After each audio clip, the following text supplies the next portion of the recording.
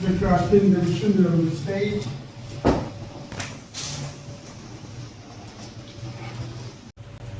Good evening, everyone. Vietnam-born filmmaker, feminist, and post-colonial theorist Trinh Minh states that every story heard represents a story lost.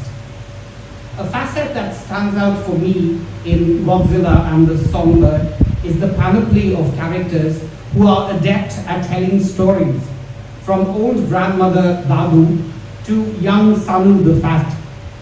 This bears apt tribute to the master storyteller Manzu Islam. I don't know if he feels a little bit like the playwright Luigi Pirandello when his multiple characters spring out of the play in search of their author.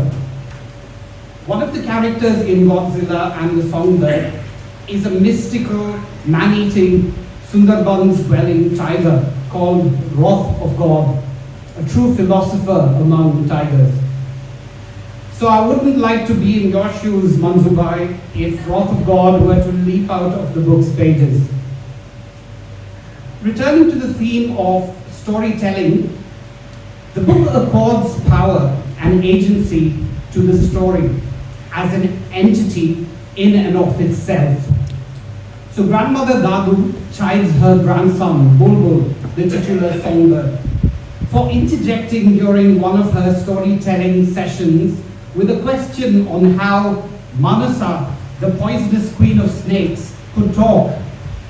Bulbul asks, did she, Manasa, have a mouth like human beings? Dadu replies, I told you, don't interrupt the storyteller.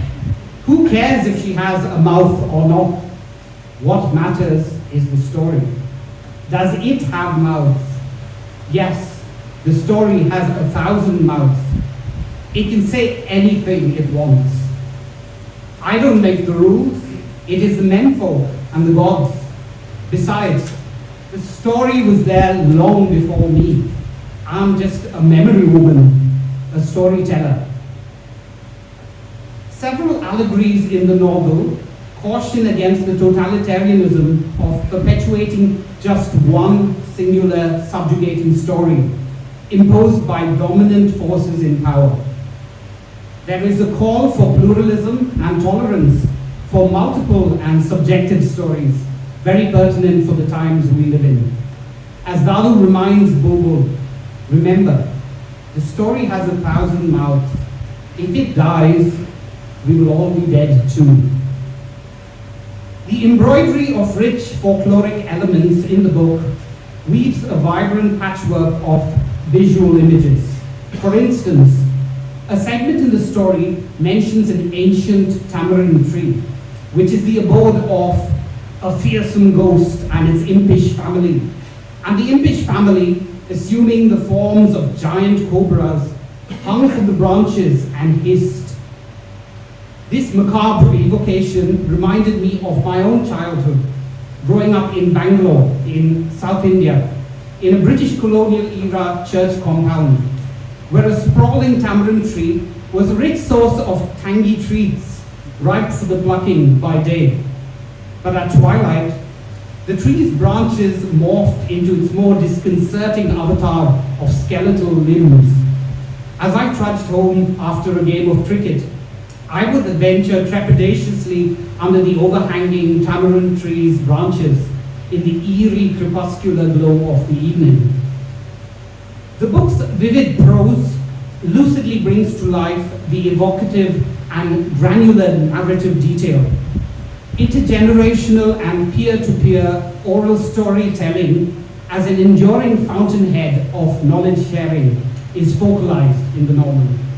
Picaresque magic realism and delightfully wry humor will keep you riveted.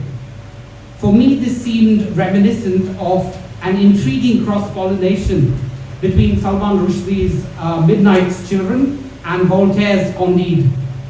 I was drawn to a description around the legend of a haunted pond and a boy's dalliance with its dangerous water and his lucky escape. And I quote, "He came out alive because the pond was infested with demon cooking pots with hippo mouths who pulled down the legs of unsuspecting bathers and held on to them until they were dead.